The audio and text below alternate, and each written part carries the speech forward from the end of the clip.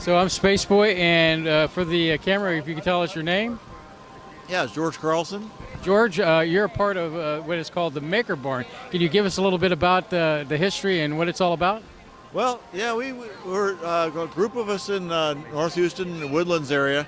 We're looking for a place to set up a maker space, and it took us about a year, and we eventually found a barn at Extraordinary Education, which is a co-op school. They've got 5 acres, and they had this barn they weren't using, an old horse barn. And they said, well, why don't you build it in here? And we all looked at it and go, oh man, I don't know, that's going to be quite a job. But we got together a bunch of volunteers and some volunteer funds, and it took us about a year, but we built out the space. It was like building a 3,200 square foot building inside the barn. And we opened officially about a year and a half ago. And now we're up at about 112 members right now, and mostly woodworkers.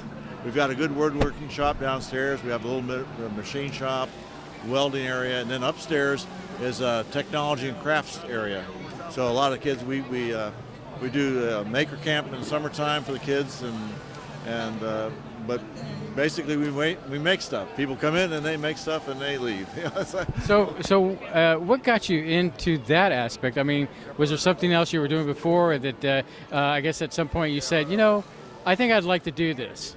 Well, I don't know. I guess as a kid I was making stuff and I never grew out of it. I was a design engineer. I self-employed for the most time, and designing products for various people, and it was just a natural thing. I want other people to learn how to do the same thing.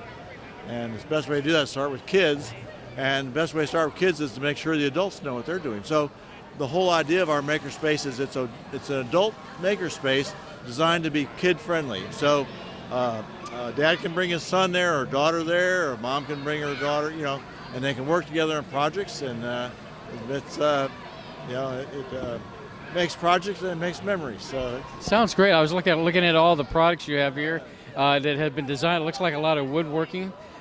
You want to tell us a little bit about this? Well, this is mostly the work of Greg Radliff. He's an incredible artist, retired fighter, but and it's most of this here has been done on a laser. The lasers, we have 2 lasers, and they're really popular. They're very simple. If you can draw it in a computer in a 2D drawing program, a Corel Draw or something like that, you can cut it on the laser. It's kind of like a three-dimensional puzzle, kind of put it together, right? I'm sorry, what's like a 3-dimensional puzzle, kind of? Yeah. If you're a good designer, you can take these 2D objects and become 3D objects, and and of course we do have 3D printers, and like I said, probably 80% of our adults are woodworkers. So they're making everything from cutting boards to dining room tables.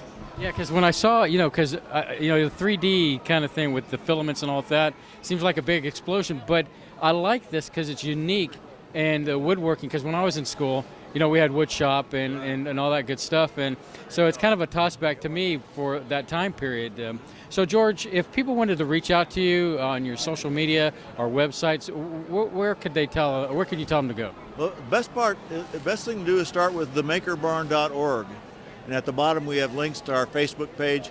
The Facebook page is probably the most active thing. We post there regularly.